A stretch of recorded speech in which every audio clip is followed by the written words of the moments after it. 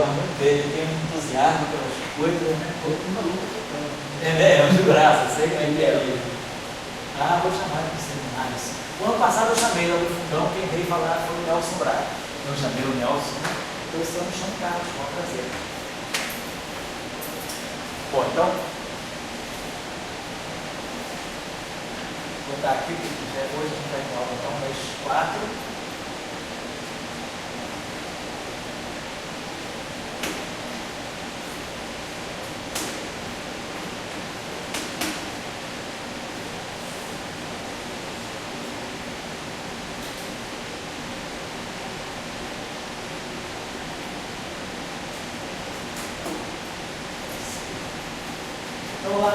Então, olha, só para marcar que hoje eu vou dar uma aula mais curta, né? Porque o professor Sebastião já tinha marcado a aula de 16 às 18 horas, eu não sabia. Então o Leonardo aí me avisou, então a gente faz uma aula hoje, a aula 1, e depois, eu não sei se eu mandei para vocês já no esqueminha da próxima aula. Tá? Vai ter quinta-feira, eu marquei também, não, quinta-feira tem a avaliação de QB, na sexta-feira vai ter, eu acho que eu não sei se eu marquei a aula sexta-feira, sábado tem meio de manhã, eu lembro, sábado tem, alguém iniciação científica, nós não marquemos sexta-feira tem alguma coisa, sexta-feira daí outra aula de eu ia lá no final do setembro. Bom, de qualquer maneira, vamos lá. Bom, vê se é isso mesmo. Aula 9.2, que na quinta-feira, lembra isso mesmo? Você lembra, Léo, do e-mail que eu mandei? Também não lembra, não. Mas tem e-mail aí, né? Olha lá, quinta-feira, se chama quase sexta. Ah, marquei sexta. Ah, então tá, desculpa, então tá. 20 de dezembro. Ah, eu já paguei, eu fiquei cancelei. Ah, então tá legal. Então perfeito. Então, dia 21 de dezembro. Então a aula 9.2. Eu preferia na quinta. Você preferia na quinta? Porque você estudou aula, mas todo mundo aqui, acho que. Então quinta ou sexta é diferente, né? Pode ser quinta-feira. Pode ser quinta? Pode ser no horário normal. No horário normal, quinta-feira, né? O meu é melhor, porque eu posso assistir. Tá legal. Então, fazer o seguinte, a aula 9.2 fica sendo quinta-feira. Aula 9.2, não esquecer, quinta-feira às 16 horas.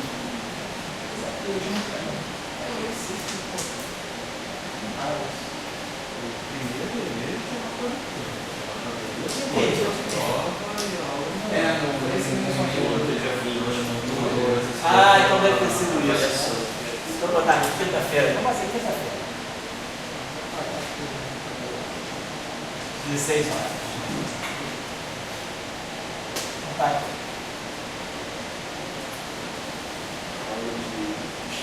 Massa. Isso. Massa. Acho que vamos discutir as massas. Tá certo. Beleza, então tá certo. Então na aula passada, a gente terminou no finalzinho, no final da aula foi meio corrido, a gente discutiu um resultadinho rápido da álgebra linear, que vai ser importante para nós, que seria o seguinte. Hoje a gente vai basicamente falar da geração de massa das massas terminais.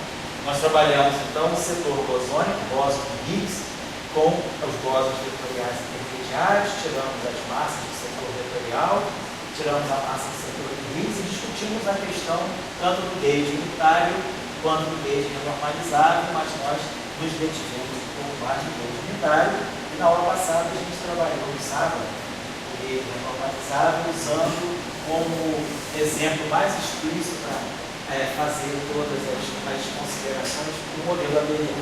Mas então a gente entendeu como funciona o gauge RMC. Ele funciona no sentido de não eliminar os bósons de Goldstone, mas simplesmente de inserir os bósons de Goldstone na parte mixing, com a parte longitudinal do campo de gauge. Daí a gente elimina os crossings, esses mixings, e aí a gente ganha um espectro para os bósons de Goldstone, que é um espectro de massas não físicas. A gente trabalhou essa questão, vimos que ele é chamado de gauge renormalizado, porque ele mantém a boa vantagem de potência, não atrapalhando a renormalizabilidade do power.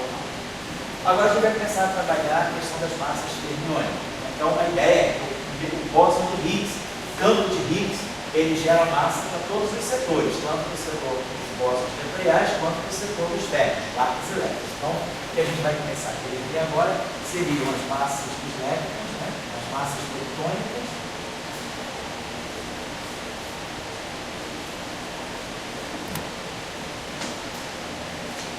e as massas dos quartos, né? Via acoplamento digital.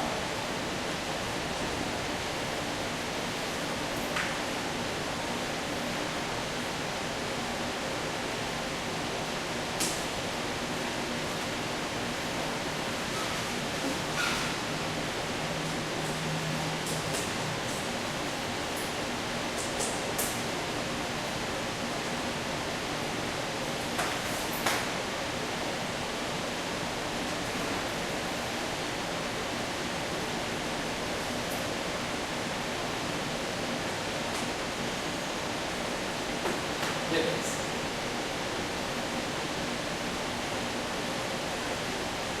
Então, na aula passada, a gente trabalhou rapidamente o resultado, que era o seguinte, né? O resultado é simples, mas não é trivial, que uma matriz complexa, qualquer matriz complexa, ela pode ser escrita, ela pode ser escrita, então, como sendo decomposta, né, uma matriz hermitiana e uma matriz unitária. Então, nós entendemos que uma matriz complexa de n elementos, ela tem 2n2 elementos reais, e uma matriz hermitiana tem n2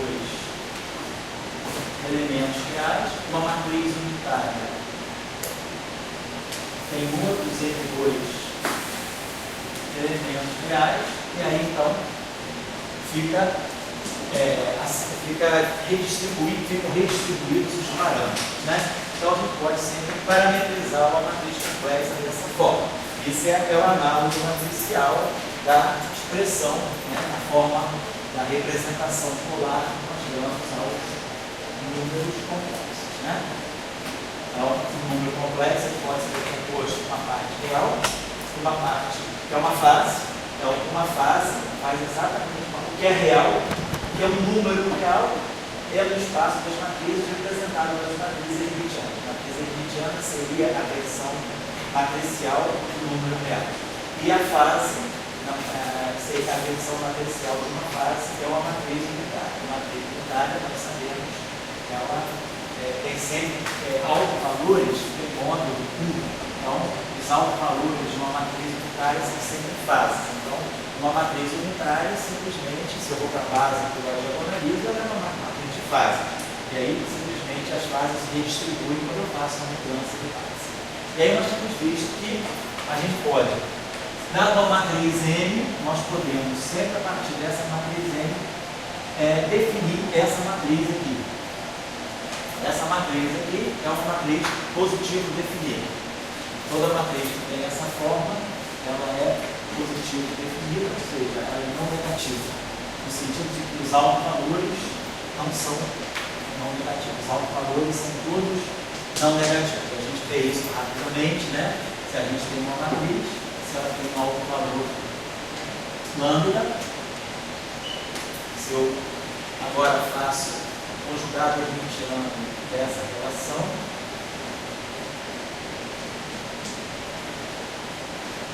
e aí agora, se eu simplesmente pego essa relação e multiplico por essa relação,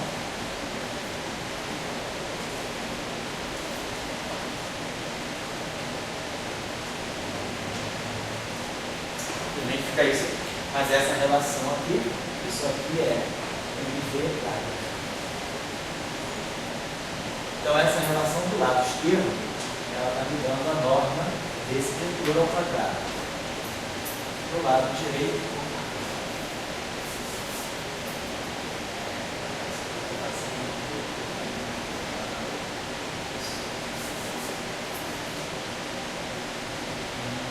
ela não está essa matriz. Desculpa, Constantino, deixa eu apagar isso aqui. Apagar isso aqui, perdão. Vou pegar essa matriz aqui, perdão. Vou pegar isso aqui. Desculpa, não vou fazer o que está fazendo, não. Vou pegar essa matriz aqui. Pegar essa matriz, ela tem autovalores. Plano. E autovetores dela. Essa matriz aqui é hermitiana, certo? Então, se ela é uma matriz hermitiana, ela tem sempre, os autovalores dela são sempre reais. Ela, como é uma matriz por construção hermitiana, os autovalores dela são todos reais. Agora a gente tem que ver que esses autovalores são positivos. Então, basicamente, o que a gente faz nessa relação aqui é multiplicar essa relação à esquerda com a verdade.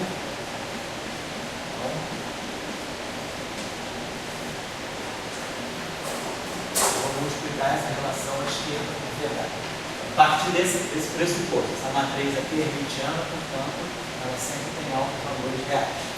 Agora, multiplica essa relação de autovalores com verdade à esquerda. Então, aí eu vejo que esse objeto que está aqui é M, verdade. Esse pedacinho que está aqui. Então, o lado esquerdo dessa equação é a norma de M v ao quadrado. O lado direito dessa equação é a norma de v ao quadrado. Então, isso mostra para nós que lambda é maior ou igual a zero. Nossa matriz aqui, ela tem autovalores, né, não negativos. Toda matriz desse tipo é por construção positiva e negativa. A mesma coisa acontece se vocês pegarem aí que essa matriz for real, né, pegar a matriz M transposto. A matriz M transposto é uma matriz simétrica e os autovalores dela vão ser sempre fáceis. Eu estava querendo chamar a atenção. Então, se essa matriz aqui é não negativa, tem que dizer o seguinte: então, essa matriz tem a seguinte forma. M dada é uma matriz não negativa. Então, vamos dizer que ela seja uma matriz que eu vou chamar de. Ela sempre. Ela é uma matriz, quer dizer, uma matriz que tem autovalores positivos, ela é uma matriz positiva definida. Mesmo que eu não esteja na base diagonal, não precisa estar diagonalizado. Então eu vou chamar essa matriz aqui, vamos dizer que essa matriz aqui para nós seja a matriz M2. Eu estou chamando essa matriz aqui de M2 porque essa matriz é positiva definida. Então eu posso ir para uma base, né? E como essa matriz aqui é hermitiana, então existe uma matriz unitária, que eu vou chamar de R, que diagonaliza essa matriz. Então R em unitária vezes R unidade, vai colocar essa matriz aqui em forma diagonal. Então vamos ter aqui uma matriz M2 diagonal. Porque essa matriz aqui é hermitiana. Toda matriz hermitiana pode ser diagonalizada por uma transformação unitária. Mas, como essa matriz é positiva definida, então essa matriz diagonal aqui, ela tem autovalores todos positivos. Por isso que eu tenho essa matriz aqui M2. Então é claro, eu posso tirar a matriz M. A matriz M diagonal. Essa matriz aqui é a matriz que tem os autovalores dessa matriz aqui na raiz quadrada. Então, só que essa matriz aqui é todos os autovalores positivos. Essa matriz aqui é a raiz quadrada dos autovalores. E aí, claro, essa relação pode ser escrita também assim, né? M unidade é igual a M unidade. O R porque Oi? é não negativo. Oi? O R não porque é não negativo. Esse R aqui é porque, como essa matriz é hermitiana, ela pode sempre ser diagonalizada por uma transformação unitária. Então, R é uma matriz unitária que diagonaliza essa. E isso aqui eu garanto que é positivo, porque essa matriz aqui é positiva. Apesar dessa matriz aqui, essa matriz aqui é a forma diagonal dessa matriz aqui. Como essa matriz aqui só tem autovalores positivos, a forma diagonal dela é completamente positiva. E aí eu tiro a raiz quadrada da forma diagonal. Quer dizer, essa relação aqui me diz isso. Mas essa matriz aqui, ela tem na diagonal, né, os autovalores, que são todos positivos. O que eu estou fazendo agora é extrair a raiz quadrada dessa matriz. Ela seria uma matriz assim, ela teria um lambda ao quadrado, um lambda 2 ao quadrado. Eu estou extraindo a raiz quadrada, né, dessa matriz aqui. E aí eu vou usar a mesma coisa. Essa matriz aqui é dada em diagonal R. essa matriz aqui, então, ela está fazendo o papel, na verdade, né, como se fosse a raiz quadrada dessa matriz aqui. Pegando exatamente essa matriz, nós estamos lixando aqui a raiz quadrada dessa matriz. Essa matriz que está aqui é hermitiana.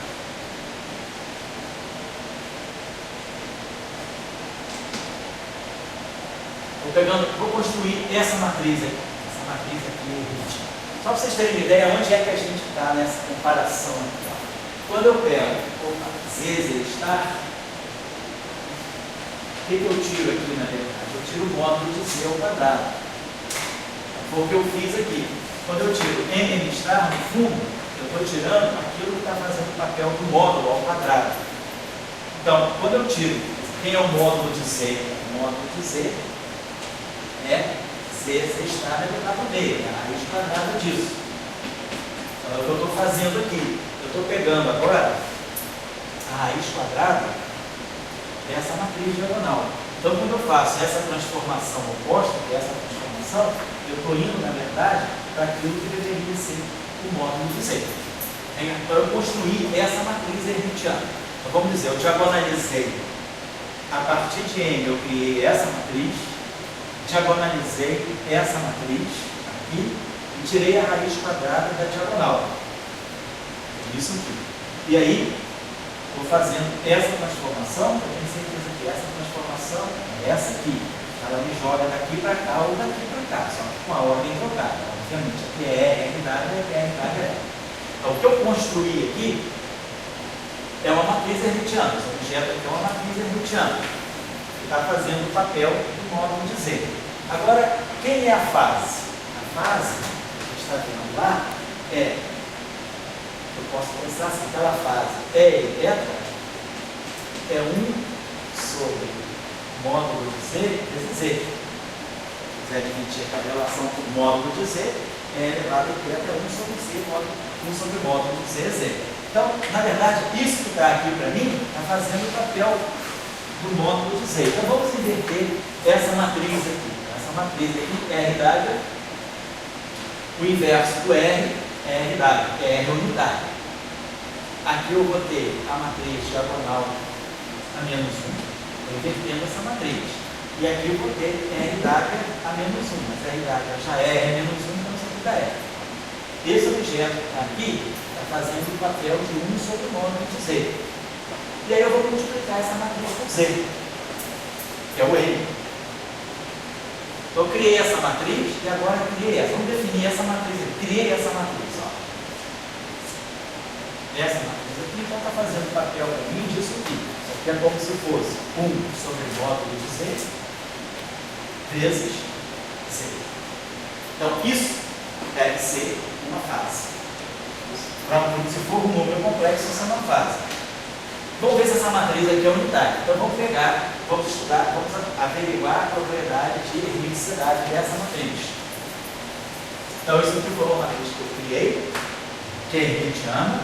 Então obviamente essa matriz também é hermitiana. Essa matriz é diagonal, então ela é real. Essa matriz toda é hermitiana. Vamos tirar o conjugado hermitiano dessa matriz toda. Vou multiplicar essa matriz aí, então eu tenho R dada, né? Vamos pegar essa matriz e multiplicar pelo seu conjugado hermitiano.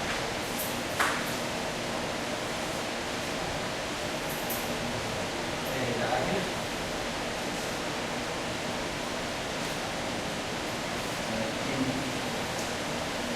Diagonal menos 1, assim, N.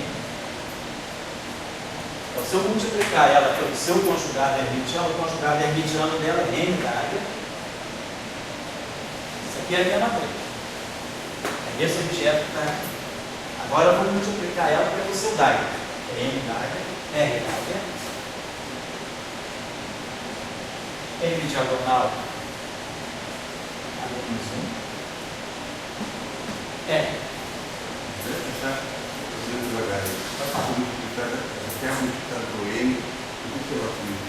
Oi, o que ela significa? Significa o seguinte: quando eu tenho um número complexo, Z é módulo de Z,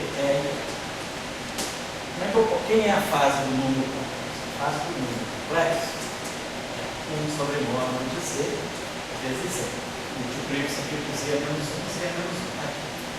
Então, quando eu estou nesse estágio aqui, eu estou pegando a matriz, eu estou pegando módulo de Z menos 1 e multiplicando por Z, isso aqui é uma fase. Então, a minha proposta é que, ao pegar aquela matriz que está representando o módulo de Z, isso aqui está fazendo o papel do módulo de Z. Então, faz o papel do meu módulo de Z. E isso aqui é o meu Z. Então, eu estou dizendo, vou pegar isso aqui, faz o papel do meu módulo de Z, a menos 1. Isso aqui é o meu Z.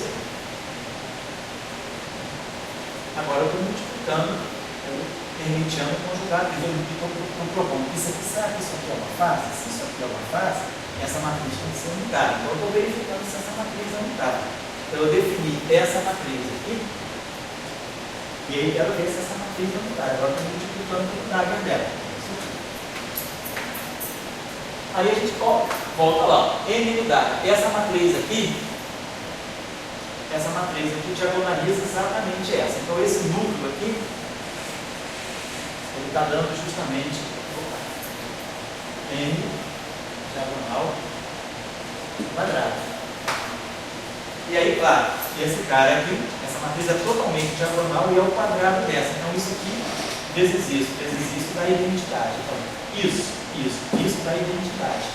R da HR é a identidade, porque R é uma matriz unitária. Então, de fato, o que nós mostramos é que, dada uma matriz N complexa, eu posso formar essa matriz aqui, R da N, R da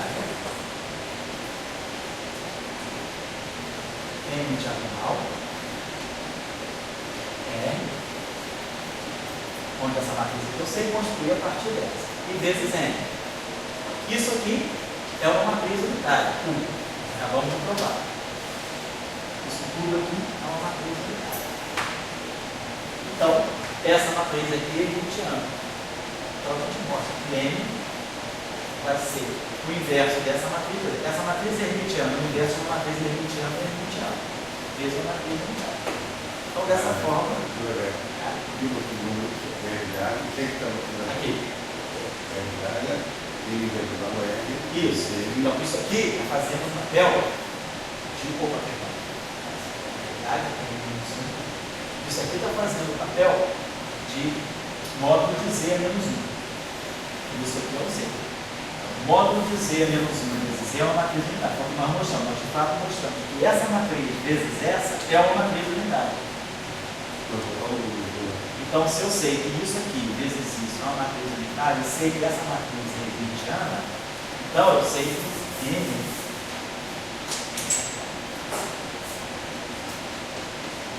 vai ser o inverso dessa matriz. O inverso dessa matriz aqui é a realidade. N diagonal vezes isso.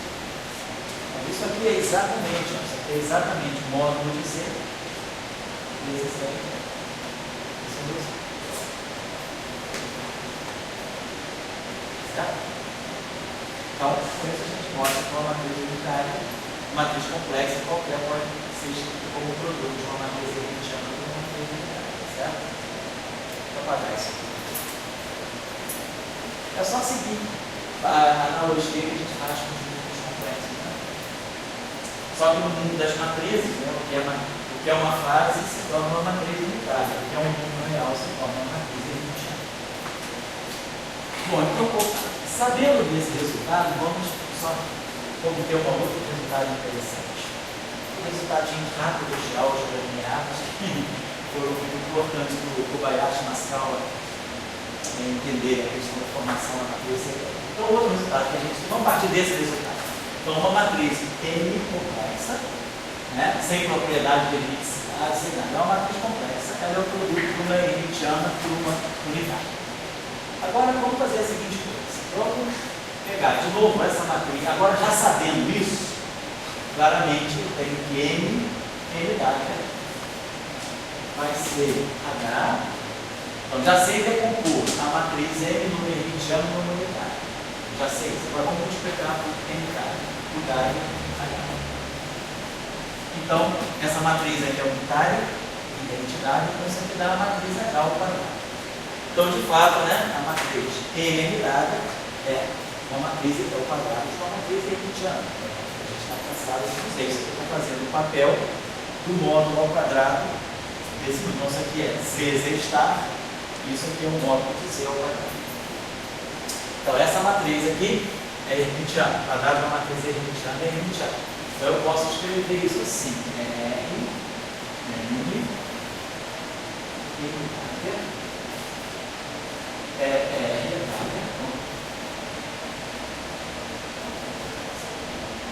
então, tem uma matriz aí, não acontece aqui. Essa matriz aqui, vou cortar outra para não ficar carregando, viu? Essa matriz, essa aqui é uma matriz R, né? Eu não sei como é que eu tinha feito antes, eu tinha colocado R ou R da na frente.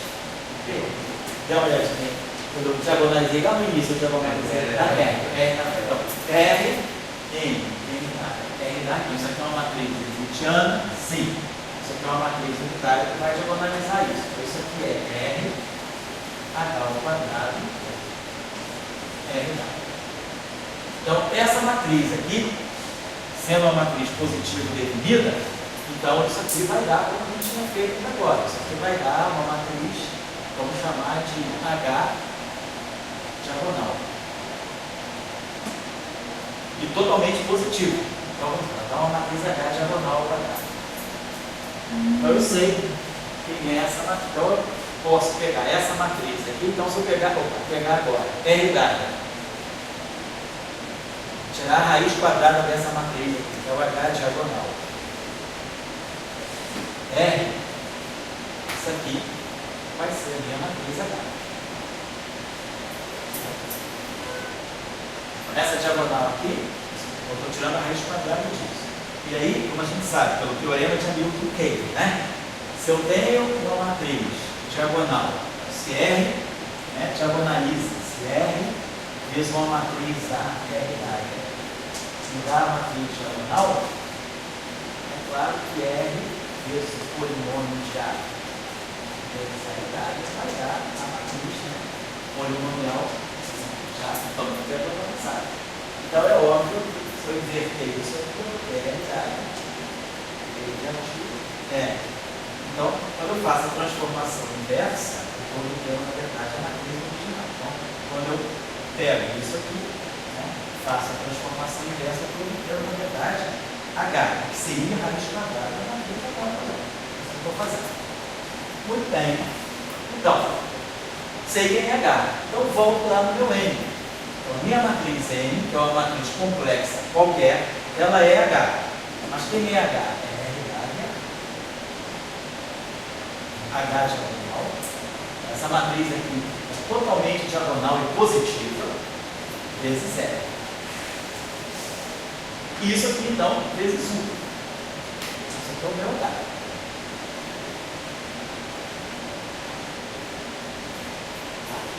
Só retornando à forma original, mas agora colocando aqui que esse H, ele é a transformação unitária a partir de um H diagonal positivo.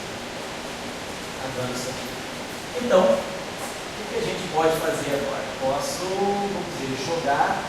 Olha essa matriz aqui unitária. Então, deixa eu apagar isso. Então, nós temos que a matriz N. Posso escrever com usar a propriedade associativa. R, H diagonal. RU. Só separei as coisas assim. Essa matriz aqui, então, eu posso escrever agora assim. Multiplico aqui a esquerda por R. Deixo o N aqui. E multiplico a direita por R unidade.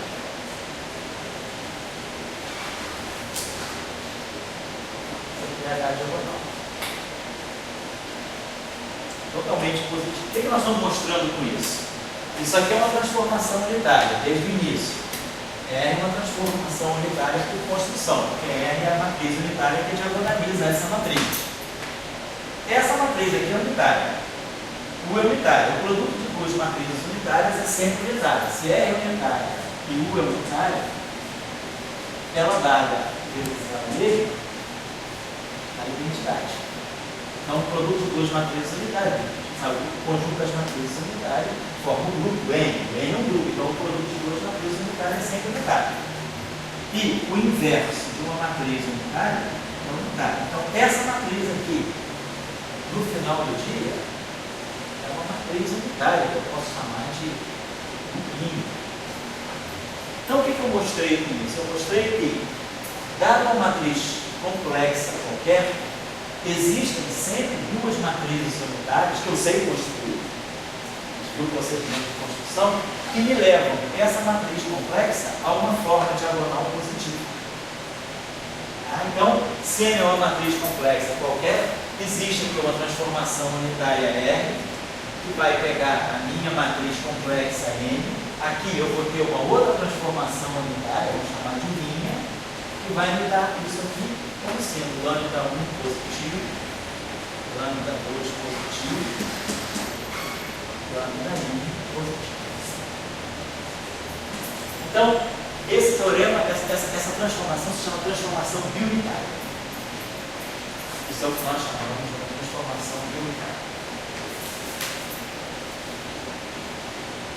Tá, porque isso aqui é unitária, o inverso de uma transformação unitária é uma outra transformação unitária. Então, isso aqui é o que a gente chama de paralelismo de transformação.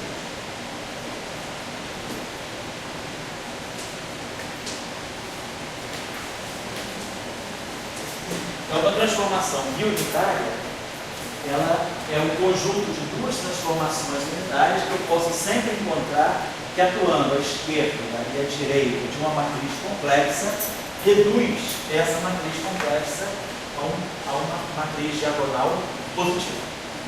Não basta que seja diagonal real. A diagonal é positiva. Então eu consigo as custas, né, de duas transformações unitárias construir uma matriz completamente real e positiva a partir de uma matriz unitária.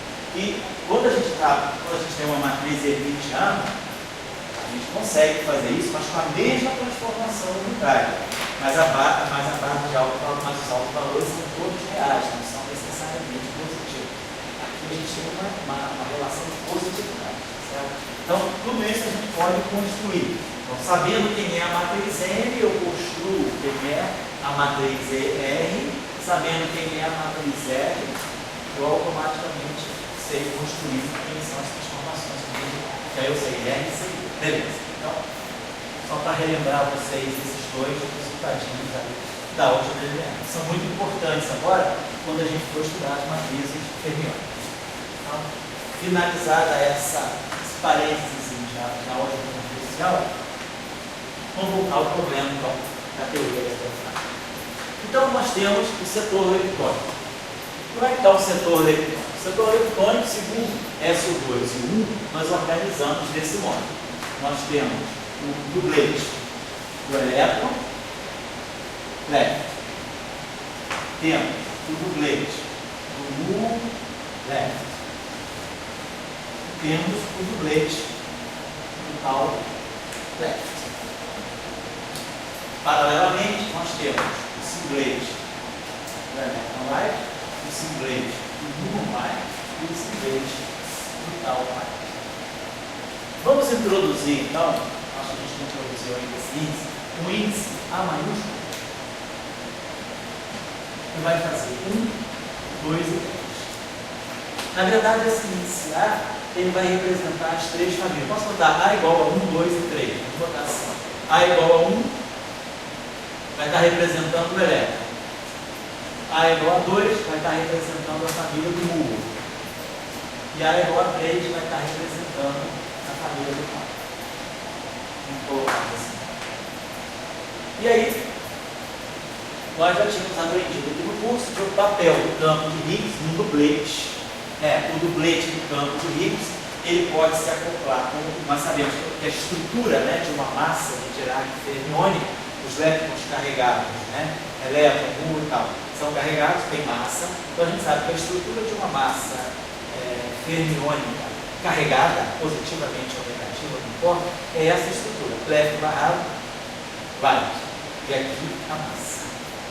Então, o left está no dublete, o right está no singlete, mas o Higgs está no dublete e a gente sabe que a gente pode extrair do Higgs o parâmetro de massa do dublete, né, com aquela atribuição que nós colocamos. Quem é o nosso Higgs? O nosso Higgs é o valor, a configuração de VAR mais a flutuação quântica. E aí nós tínhamos trabalhado com essa parametrização. O nosso campo de Higgs, ele é aqui o Q, né, Q1 mais 22. Esse V é 0V, então fica V aqui, mais H, mais 23. Essa é a nossa configuração de Higgs. Variável, esqueci do raiz. Tá, a gente adotou o raiz de 2 que você tinha chamado a atenção. Lá na frente a gente viu que era importante para normalizar só o crescimento. Tá? Então vamos adotar realmente o raiz de 2. Beleza. Então, é para nós esse é o dublete. Então o que nós pensamos? Pensamos assim. Nós vamos pegar um dublete left que pode representar o elétron, o muon ou o tal. Então vamos fazer o seguinte, vamos botar um left, um índice A aqui, só para dizer que é o left, a gente tem que construir a ação invariante de gauge mais geral possível. Então eu pego um singlete, eu pego o dublete left, coloco aqui o meu Higgs e coloco aqui o meu objeto right. Vamos dizer que aqui a gente coloca a notação que eu vou usar, vamos colocar assim, tipo assim, vou botar aqui assim abaixo, botar um índice aqui embaixo. Então, correspondentemente ao left, ao dublete left, nós vamos ter o setor right. Vamos chamar isso aqui de um right.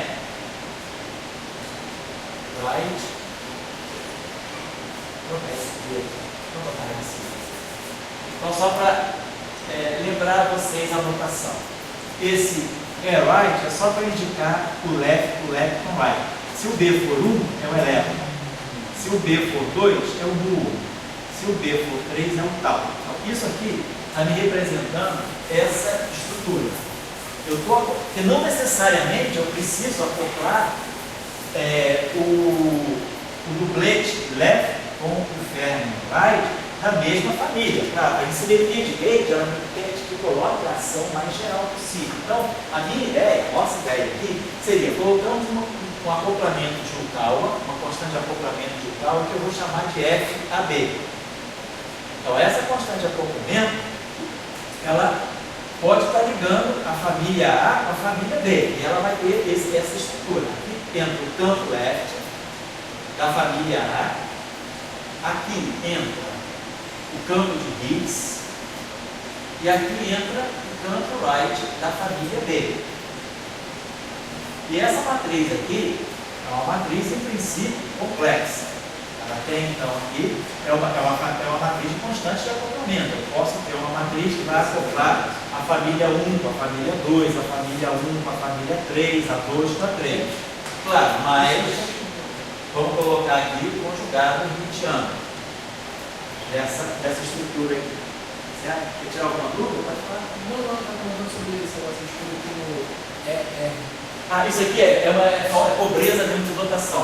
Chama de R só R em si. Não, eu posso chamar de R, por R. Dá licença, posso chamar R, por R, melhor. Mais inteligente. Então, esse RD aqui, se for R igual a 1, R1 é o electron right. Se for R, é o right da família 1, é o right da família 2 e é o right da família 3. Beleza, vamos colocar as coisas para não confundir, parecer só legal. Então, vamos colocar aqui right B. Beleza. Até simplifica, né? A notação. RB. E aí, claro, mais um conjugado complexo. Então, essa matriz, que é importante, é que essa matriz, isso aqui é invariante dele. Faz uma transformação de SO2 aqui, a transformação de SO2 desse, marca a transformação de SO2 desse. Acabou. Faz uma transformação de um 1. A carga 1 desse, a gente já sabe qual é a atribuição, conhece a carga 1 desse, e a gente sabe que mata. Esse cara que tem carga 2, se eu me lembro bem, né? O elétron right, né? Esse aqui tem carga 1, né? O Higgs tem carga também, o Higgs, né? O Higgs superior, ele é meio mais y sobre 2, tá? Isso aqui tem que ser mais 1. Isso. Então, esse cara aqui tem carga 1, o left, né? O elétron tem carga menos 1, o setor left dele era neutrino, elétron, né? Neutrino tem carga 0. Ele é meio, isso. Então, esse cara aqui, a carga 1 do left é menos 1, mas isso aqui é left barrado. Então, olhando agora as cargas 1, esse cara tem carga 1 mais 1. O Higgs tem carga 1 mais 1. Então, isso aqui dá um 2. E o Wright, a gente sabe que tem carga 1 menos 2. Então, esse objeto aqui, todo, ele é invariante SU2 e é invariante U1, as atribuições de carga. Essa matriz aqui é complexa.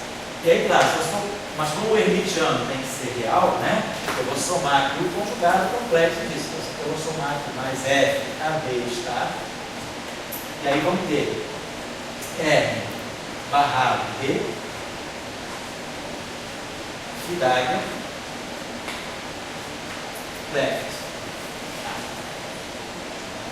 Então, com isso aqui, então essa matriz aqui pode ser completamente complexa, sem nenhum problema, que eu não tenho problema de hermeticidade da ação, porque eu vou sempre somar o conjugado complexo, porque a ação é sempre real. Então, podemos trabalhar sem nenhum escrúpulo dessa matriz ser uma matriz complexa. Então, esse termo aqui é o termo invariante de Reid mais geral que eu posso escrever, acoplando o dublete de Higgs com o left. Um termo que é tipo massa de Dirac, left, right, escalar.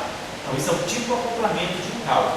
Então, esse acoplamento de Yukawa é o acoplamento de Yukawa dos leptons, né?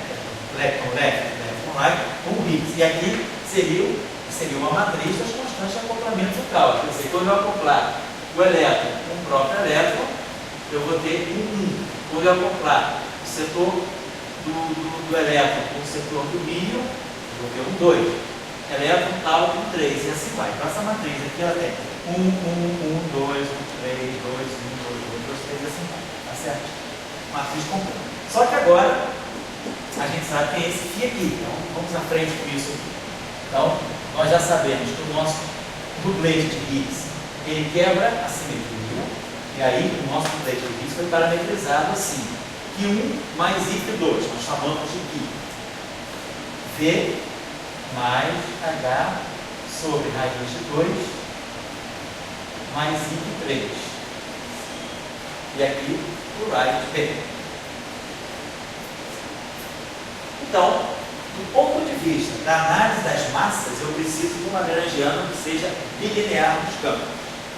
Então, esse termo aqui, né, então vamos apagar isso aqui. Só abrir esse termo um pouquinho mais para ficar claro que eu estou falando realmente de um termo de massa. Então, quando a gente abrir esse dublete, então nós temos o seguinte, né? F a B. Então, aqui eu vou ter o neutrino A barra left, né?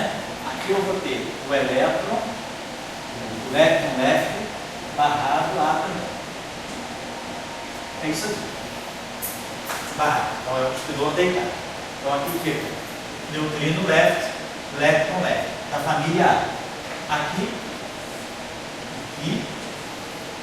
o V sobre raiz de 2 mais H sobre raiz de 2 mais I de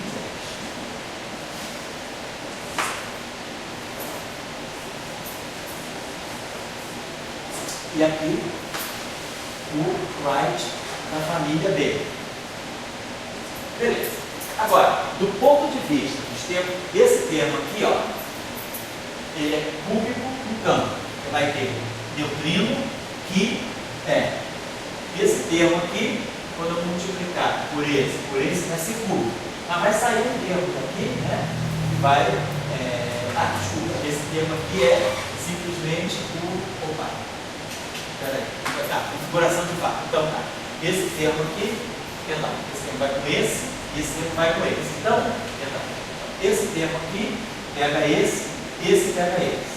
Sempre multiplicando R. Então, o termo do neutrino, ele pega o Q e o R. Então, eu tenho sempre cúbico.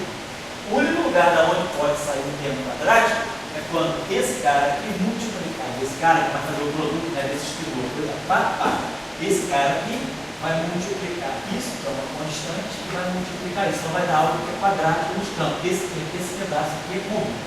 Então, para efeito de análise de termo bilinear, de análise do espectro, nós vamos ter esse termo FAB, que é a matriz que faz o mix das famílias. Aí vamos ter V sobre raiz de 2, que é o valor esperado no VAR, campo de mix. E aí vamos ter o Lepton left da família A com o Lepton left right da família B. Esse cara necessariamente é o elétron ou o neutrino está fora. Então, automaticamente, a estrutura de vácuo do Higgs eliminou o neutrino em termos de massa. Então, esse termo que nós colocamos lá na teoria de Salant-Glage-Weinberg é barrado. Higgs right elimina a possibilidade de massa do neutrino. Por quê? Porque o Higgs ele toma o valor esperado no vácuo aqui, no setor neutro, para não quebrar o 1. Tem que ter um vácuo que seja eletromagneticamente invariante. Então, esse pedaço aqui é o pedaço. O Higgs, o valor esperado no vácuo do Higgs só pode estar aqui. Então, isso elimina a possibilidade de massa do neutrino. Então, no modelo, na teoria de Salant-Glage-Weinberg, neutrino, para nós é sem massa. Nós vamos discutir massa de neutrino quando a gente for falar de grande unificação no nosso curso geral. Então, beleza. Então, claro, esse termo aqui, mais, claro, conjugado complexo dele. Vamos escrever o conjugado complexo. Pega a F e a B, está. Conjugado complexo, então um conjunto de números. Agora, a V, o V é real. Não acontece nada com ele. E agora nós vamos ter R, D.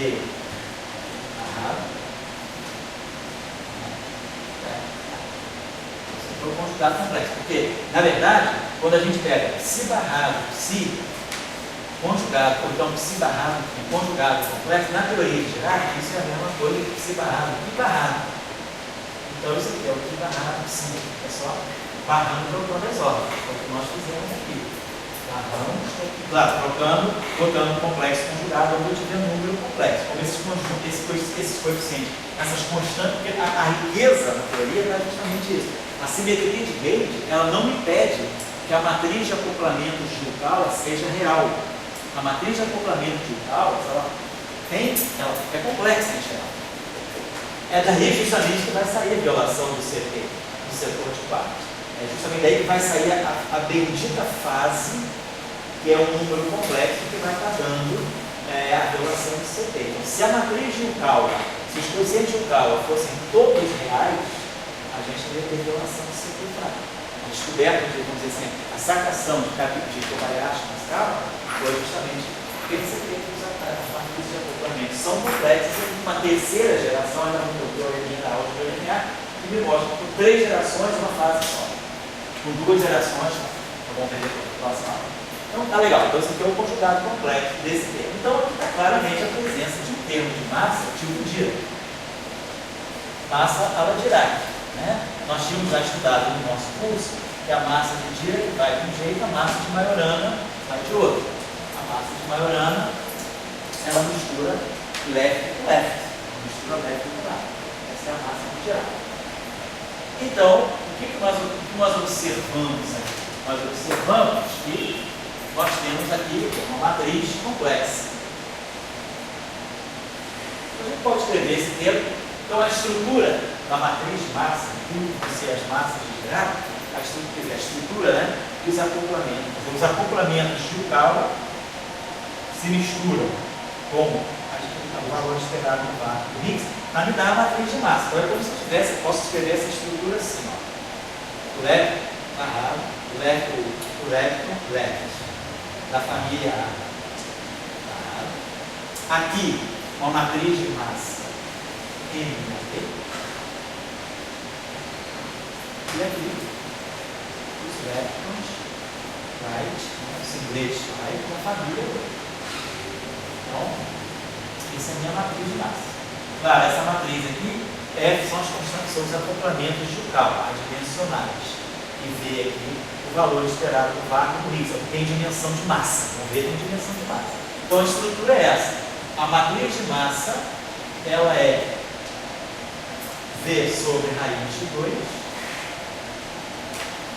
FAB. Essas aqui são as constantes de acoplamento de Yukawa. Então, o Yukawa da família 1 com a família 1, o Yukawa acoplando 1 com 2, o Yukawa acoplando 1 com 3, e assim vai. Certo? Agora, vamos usar o programa da álgebra linear aí. Fala aí, fala aí. Eu posso falar? Oi? Eu posso falar? Essa eu estou querendo falar, eu falei. Quer dizer, o vídeo do tudo é colocar esse V forever. É colocar esse. Ele deixa eu ver, a marca dele deixa eu ver. Agora esse V, quando ele aparece, é massa. Isso. Mas ele aparece nos acoplamentos. Também, vai aparecer os acoplamentos também, claro, sem dúvida. Então, no vídeo, ele coloca massa, Uhum. mas ele entra Ele gera, inclusive, acoplamentos que a teoria sem quebra de simetria não tem, acoplamentos cúbicos, né? Por exemplo, quando a gente tinha lá o potencial de Higgs, ele é φ' φ ao quadrado. Depois, né, quando há quebra espontânea da simetria, então isso aqui fica V'D, né? Porque F'D, Φ. Então isso aqui vai ficar V'D mais F'D, V mais Φ. F'D, Φ. Aqui é o que a gente chama de campo quântico. É a flutuação ao quadrado. Então, por exemplo, vai aparecer um termo agora que vai ser V'D, por exemplo, V'D e quando eu fizer isso aqui, vai ficar V'D e Q. Só para a gente ter uma ideia. Mas ali mesmo, ficando tudo. Isso? Quando ele tem. Pois é. Quando você vai dizer gerar termo Eu gosto de binário. Isso. Então, tem outros que podem Isso. Então o Higgs, ele mexe nos acoplamentos mas aí também. a carga elétrica fica um pouco assim sentida. Por quê? E os acoplamentos sempre entram a carga elétrica. E agora o V entra também. Certo. No meio do acoplamento ele Você tem um parâmetro, exatamente. Você tem um parâmetro, você gera, por exemplo, acoplamentos cúbicos, né? Que vão depender do V. Então, o próprio valor esperado do vácuo do Higgs, ele também redefine acoplamentos, né? Exatamente. Não existe uma coisa assim importante, já estamos Certo? coisa que nossa, a gente perde, né? Quer dizer, a marca do vinho, a Coca-Cola, é o vinho, né? É o V. E Isso aí gera acoplamento. a gente vai aonde puder, né? Exatamente. Claro. Onde puder. Se você não puder aqui, não vai ter problema. Na próxima aula eu vou colocar todos os vértices, né? Todos os vértices, teoria elétrica, no gauge RC, para não deixar ninguém de fora. E aí a gente vai ver que todos os lugares são de V, em todos os vértices são de V, vou deixar isso bem claro, tá? Bom, então está aqui. Agora é que a gente pode usar o nosso famoso teorema da álgebra linear. O que eu tenho aqui? Uma matriz complexa. Toda matriz complexa pode ser diagonalizada por uma transformação biunitária elevada a uma forma real. Ou seja, se isso aqui é uma matriz complexa, nós sabemos que essa matriz complexa ela pode ser escrita como uma transformação R, posso botar uma transformação unitária R, aqui uma matriz que eu vou chamar de Y positiva, eu vou chamar essa matriz aqui, e aqui um S. Ou seja, existem duas, não confundir R com R, vamos chamar duas transformações unitárias. Então vamos dizer que existe uma matriz S, L, aqui eu vou ter uma matriz Y, né? E aqui eu vou ter uma matriz SL. Vou tirar esse índice AB aqui. Vamos dizer que isso agora, vou tirar a noção dos índices. Vamos dizer que tem um índice AB, essa matriz aqui é uma matriz 3x3. M1, 1, 2, 1, 3, assim vai. Ela vem no vector. Então eu tenho uma matriz aqui 3x3 complexa. Essa matriz 3x3 complexa, ela pode ser colocada por uma transformação biunitária né, sob a forma de uma matriz, que a gente chama de uma matriz completamente real, desculpa, diagonal e completamente positiva. O teorema que nós temos ainda agora era justamente isso, dizendo que a partir de uma matriz complexa, eu posso ter uma matriz unitária, SN, e aqui uma outra matriz unitária, SN, tal que isso tem que ter uma matriz positiva e diagonal. Então, isso é o chamado teorema das transformações de unidade. Toda matriz real complexa pode ser diagonalizada por duas transformações unitárias. Não preciso botar esse dado aqui, tanto faz. O propósito pode ser conveniente. Para mim vai ser conveniente colocar ele por causa disso. Quando eu inverter essa relação, ela vai ficar assim. E aí eu vou ligar esse SN dado com esse dado que está aqui. Então, se a gente seguir essa prescrição, mas o que é importante é que essa matriz é unitária e essa matriz é unitária. Então, se eu sei quem são as duas transformações unitárias independentes que me levam essa matriz para a forma diagonal positiva, ou seja, eu tenho isso aqui, eu posso fazer com isso aqui. Eu coloco aqui. Não sei se eu posso colocar aqui essa matriz aqui. Para mim, então, vai ser SL Y SL. Oi. Você disse que você pode levar para a forma diagonal e positiva, mas você não é obrigado. Mas não sou obrigado, mas você, em teoria de campos, você tem que saber se os parâmetros que você tem no matriz de campos tem parâmetros supérfluos ou não. Então, se você tem uma matriz complexa e você pode sempre, por uma redefinição de campos, levar essa matriz complexa para uma forma real, significa que aqueles números complexos que estão dentro dessa matriz, eles são supérfluos. Eles, na verdade, podem ser reabsorvidos por redefinição de campo. Porque nem sempre numa gradiana, tudo que eu coloco numa gradiana, eu às vezes posso reabsorver parâmetros dentro do campo. E aí, aquele parâmetro mostra que ele não é essencial. Ele não fica até o final. Ele pode ser rediscutido dentro de uma redefinição de campo. Certo? Tá? Então, o que nós estamos colocando aqui é que esse termo de massa, então eu posso fazer o seguinte, eu pego essa matriz unitária, então eu redefino isso aqui. É como se isso aqui fosse o meu. Vou tirar agora esse índice A e B, eu estou chamando tudo de índice matricial. Quando eu botei aquele N aqui, eu estou suprimindo a noção do A e do B. Então, isso está mostrando para mim que eu posso fazer isso aqui, ó.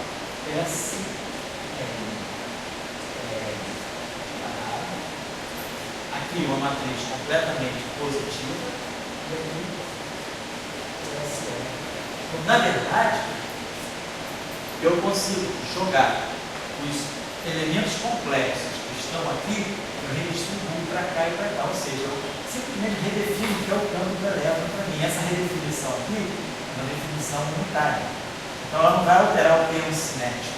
Então o que eu estou querendo dizer com isso aqui, todos os parâmetros complexos que estão dentro da matriz de acoplamento digital, eles na verdade podem ser redistribuídos para dentro dos campos complexos e deixar essa matriz aqui como sendo uma matriz positiva e completamente diagonal.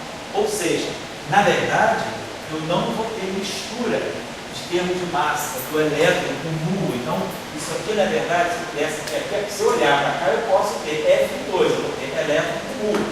Depois eu posso ter o elétron com tal. Mas, na verdade, esses parâmetros fariam, aparentemente, esse mixing de família, eles podem ser jogados fora por uma redefinição, por uma diagonalização, ser reintroduzidos na definição dos próprios campos físicos.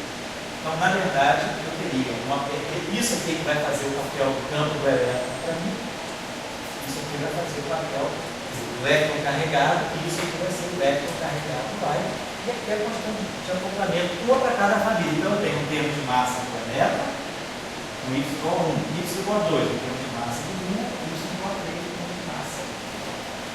Então, eu redefino o que são os campos, a partir das transformações unitárias que estão dentro, permitem a diagonalização de uma forma positiva e diagonal da matriz de massa. Então, aquele mix que a simetria de Gauge me permite, esse mix de famílias que a simetria de Gauge me permite, na verdade, é um mix falso. Na verdade, eu posso redefinir os campos de matéria de tal maneira a sumir com esses mixes. Isso não vai acontecer com o nome de você quantidade, porque aquilo que está acontecendo é que o neutrino saiu fora. Então, o neutrino deixa o elétron carregado na massa e ele sai fora.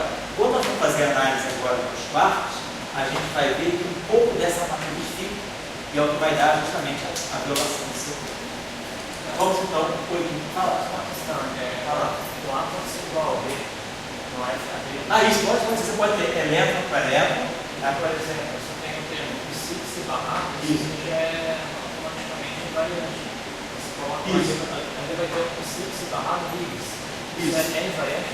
Você tem psi barrado, psi Higgs.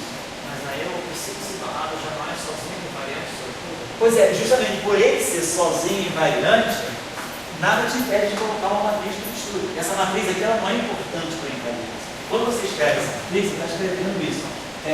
AB, aí você vai colocar aqui o dublete de elétrons da família A barrado, o Higgs e o singlete de elétrons da família B.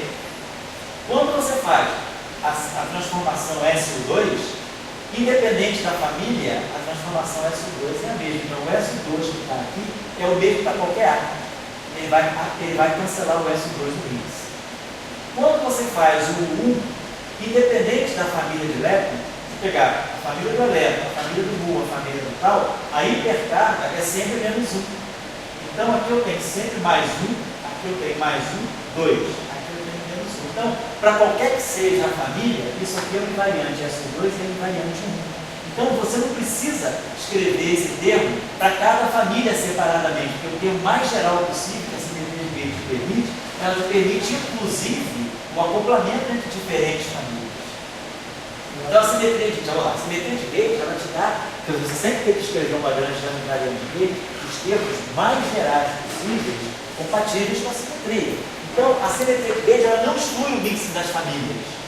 Mas aí depois, você, por argumentação daquilo que é essencial ou não no lagrangiano, você consegue ter, por redefinição de campos, você elimina esse mix das famílias. Mas, em princípio, você tem que deixar isso aqui. Isso é tão importante que no setor de quartos você não vai conseguir excluir completamente esse mix. Então, a simetria de Gauge, ela te diz que você pode misturar. Mas, em algumas situações, no caso do setor eletrônico, o neutrino não ganhando massa, ele deixa o elétron carregado liberado. Então, a transformação que tem aqui, eu jogo para cá, e a transformação que tinha do outro lado do M, eu jogo para cá. Então, eu redefino os campos de matéria e deixo uma matriz de acoplamento limpinha. E essa redefinição aqui, ela não altera nada mais no programa. Qualquer termo que tiver L, se eu colocar SL e L, vai cancelar, porque essa transformação é unitária. Você não altera, e ela é global, você não altera o termo cinético, você não altera nada. Então, simplesmente, por uma mágica, vamos dizer, entre aspas, por uma oportuna redefinição de campos, você joga fora parâmetros que a simetria de Gauge, em princípio, te propõe. Essa é a lógica. Tá certo? Fala aí. Eu acho que o problema é que a gente discutiu isso hoje, né? Sei. Era porque ele estava perguntando como é que o termo se barrar junto com o número φ, que é o dublete, não seria ser invariante. Mas o problema que eu estava falando com vocês é que não são dois espiões com a mesma natureza. Isso. É o dublete e o singuleto. A gente não estava se lembrando disso. Os estão em representações diferentes. Isso. Quer dizer, você tem um duplo. Esse término aqui, do ponto de vista do grupo de Lorentz, isso aqui é invariante de Lorentz, porque isso aqui é o quê? Isso aqui é meio zero estar. Meio zero estar, isso aqui é zero meio. Então, meio zero estar é zero meio. Então, isso aqui é um invariante de Lorentz. Então, é como se eu tivesse assim, um spin-off que se leva parado, vezes um spin-off que vai. Então, do ponto de vista do grupo de Lorentz, o grupo de Lorentz ele vai olhar só para o índice spinorial. Agora, o grupo SO2 vê que isso é um dublete e isso é um dublete. E isso é um simplete. Então, do ponto de vista do SO2, dublete por dublete dá um escalar. Tá claro? Essa é a ideia. Vocês estavam com essa dúvida, né? É legítimo, perfeito. Então, você forma um escalar de Lorentz colocando um dublete de SO2 left com um simplete de SO2 right. Do ponto de vista do grupo de Lorentz, não importa se é dublete ou simplete, porque é do grupo interno. Do ponto de vista do grupo de Lorentz, o que importa é que é left barrado por right. Isso dá um escalar de Lorentz. Agora, se esse left barrado é um dublete de SO2 e esse right é um simplete de SO2, problema do SO2. Mas o espaço-tempo não reconhece essa diferença. O espaço-tempo é left por right, acabou. Então não vai de lá, certo? E aí você pode pensar assim, é um espinor deitado, um escalar em pé. E aqui, um espinor puro. Então, se você observar bem, você vai estar pegando um left barrado aqui, é como se tivesse um left barrado aqui, com esse carinho que é escalar, com esse right. E depois, esse outro left barrado que está aqui, com esse carinho que está aqui embaixo, com esse right. Então, do ponto de vista do grupo de Lorentz, left barrado right, left barrado right. Então, a gente escalar de Lorentz. Certo? Claro mesmo, né? Legal. É isso que eu ia falar? Isso é uma questão interessante que a gente tem que cuidar numa teoria de campos. Sempre que a gente tiver uma grande campo, a gente, em princípio, tem que colocar no Lagrangiano os termos mais gerais possíveis para que eles não se cumprem. Então, muitas vezes, você coloca um Lagrangiano em 24 parâmetros. Sei lá, 24 é o número. Por que será que eu gostei desse número? Estou me traindo, né? Estou me traindo, pois é. Por que 24? Pegou mal essa, hein? Brasil, atento aos meus números. Vai lá, 24, como 24, ou 23, ou 26, algum número de parâmetro. Mas aí a gente tem que ver o seguinte: muitas vezes, muitos parâmetros lagrangianos são completamente superos, porque você pode redistribuir parâmetros para dentro. Então, para você colocar um acoplamento, você não pegar uma teoria escalar, tipo Nambu e Onanazinho, si barrado, si ao quadrado. Esse é o meu acoplamento. Então, se eu disser, vou colocar uma constante de acoplamento, em princípio, que é G, uma constante de acoplamento complexa, si barrado, si. Se essa constante de acoplamento é complexa, eu posso escrever ela como sendo módulo de G vezes uma fase, elevado e alfa, si barrado, si. Então, essa constante de acoplamento é complexa? É.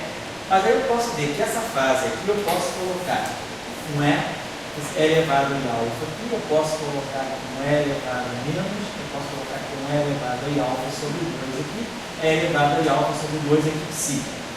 Si barrado E elevado em alfa sobre 2 é a mesma coisa, que é a menos e alfa sobre 2, si, tudo barrado. Isso aqui.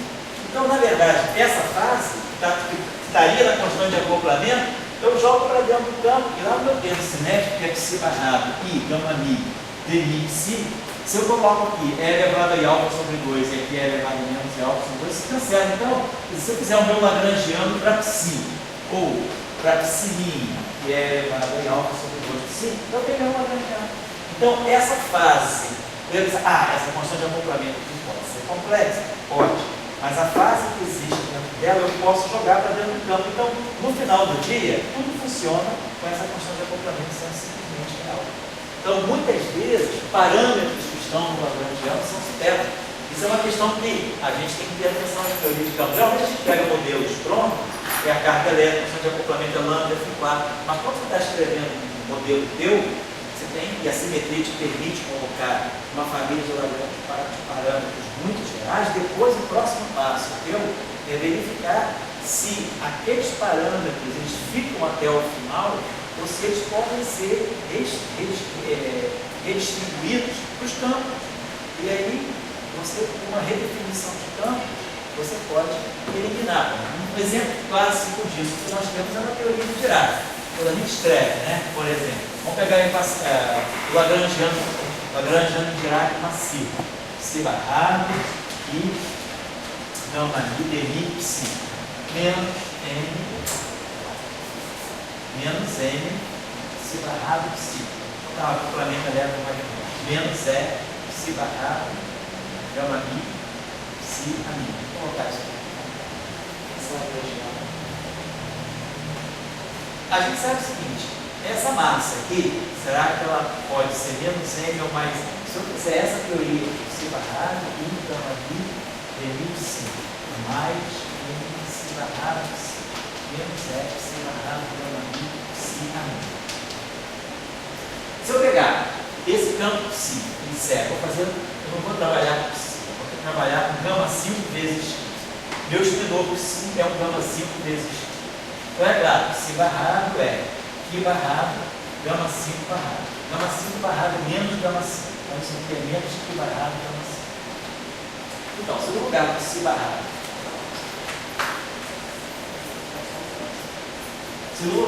barrado, eu coloco menos Qi barrado, gama 5. Aí aqui eu tenho I, gama mi e mi. Aqui eu tenho gama 5 Qi. Mais N. Psi barrado, Qi barrado, gama 5. O sinal menos. E aqui, gama 5 Qi. Lá no complemento eletromagnético. Menos E, Qi barrado, vai ficar mais E. Qi barrado, gama 5. Gama mi, gama 5 Qi. A mi. Então o que eu fiz? Eu peguei esse lagrangiano aqui, substituí o psi pelo gama 5 Qi. E aí a gente observa, gama 5 anticommuta com gama mi. Então esse gama 5 chega aqui, está quadrado igual a 1, mas troca o sinal aqui. Esse aqui fica mais. Gama 5 ao quadrado é mi. Então esse gama aqui virou menos. Aqui ficou mais, mas gama 5 passa por aqui, dá um sinal menos, e constitui isso aqui. Então, esse lagrangiano aqui é exatamente esse lagrangiano aqui. Só que em vez de trabalhar com psi, trabalha com gama 5 aqui. Então, fazer esse lagrangiano ou esse lagrangiano simplesmente significa que eu estou redefinindo o campo através de uma matriz de gama 5. A física é a mesma. Então, esse sinal menos do termo de massa, ele no fundo, ele não é um sinal relevante. Esse parâmetro de massa pode ser positivo ou negativo. Simplesmente eu jogo toda a diferença que ele traria numa redefinição de campo. Quer dizer, daqui para cá, a diferença é que se eu chamar esse campo aqui de psi, esse campo que está aqui, quer dizer, o psi, que está trabalhando com o sinal menos, nada mais é do que o gama 5 do psi que está aqui nesse sinal mais. Então a física é mesmo, eu simplesmente redefino o campo. Então nada muda. Então é simplesmente esse sinal aqui, quer dizer, então é um parâmetro que pode ser positivo ou negativo. A massa de Dirac, o que é importante é o M2. M2 tem o mesmo sinal. O polo do propagador, quando a gente tira o propagador fermiônico, ele é I, gama mi, kappa mi, mais M sobre kappa 2 menos M2. A massa está aqui, é o M2. Esse mais M ou menos M, ele simplesmente está jogado na redefinição do campo. Tá? Então, isso tem que ter, esse cuidado a gente tem que ter. A gente não tem muito esse cuidado, porque a gente geralmente pega Lagrangiano, Japonça, o número de parâmetros reduzido ao mínimo. Mas quando a gente está escrevendo um modelo genérico, a gente tem que ter cuidado que muitos parâmetros que estão ali podem ser superados. Eu tenho que saber se realmente aqueles parâmetros todos ficam até o final. Muitas vezes eu posso redefinir constante de acoplamento, posso redefinir campos. Então, é o que acontece na teoria de Salant-Larche. No setor de elétricos, esses parâmetros complexos que estão nos acoplamentos final são completamente linearidades, são completamente superfluos, podem ser redefinidos através de uma podem ser eliminados através de uma redefinição. Tá?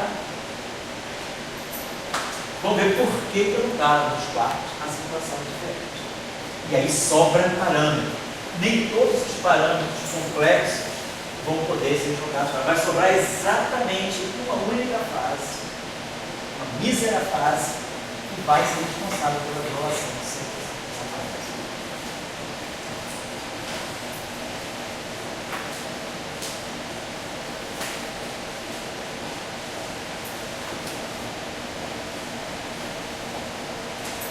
Bom, então vamos agora olhar o setor de quartos. Então, para questão de notação nossa, vamos fazer também a seguinte coisa. Nós tínhamos visto que os quartos estavam organizados assim, né? O blade, o left, o left. E aí, correspondentemente, o pull right e o D right. Depois, nós temos o C left e o strange left. E aí, correspondentemente, o C right e o S right. A diferença dos quartos já começa aqui. Os left só tem neutrino left, não tem neutrino right. Aqui não. Os dois membros do plate left têm correspondentes singlete right. Então, assim, o top left e o bottom left. E aqui não tem o top right e o bottom right.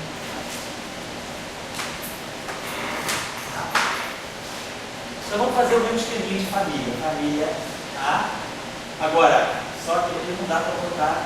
O right tem dois objetos. Então, vamos fazer assim. Vou chamar de U maiúsculo. Vou chamar assim de U maiúsculo A.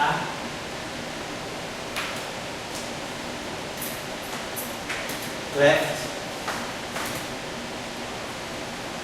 Tudo que tiver na parte de C. Então, por exemplo, vamos fazer o seguinte.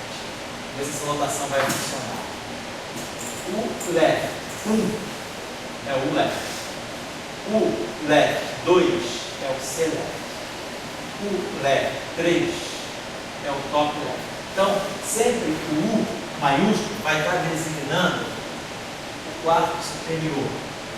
Quem vai estar descrevendo a família é o A. A igual a 1 é o U, A igual a 2 é o C, A igual a 3 é o T. O inferior, o quarto down, quer dizer, tudo que é down, tudo que é up, eu estou chamando de U. Então, esse cara aqui está up, esse cara aqui está up, esse cara aqui está up. E esses três, esse aqui é down, esse aqui é down, esse aqui é down. Só que são os downs das diferentes famílias. Então, vamos chamar de D left a todos os quartos que estão na parte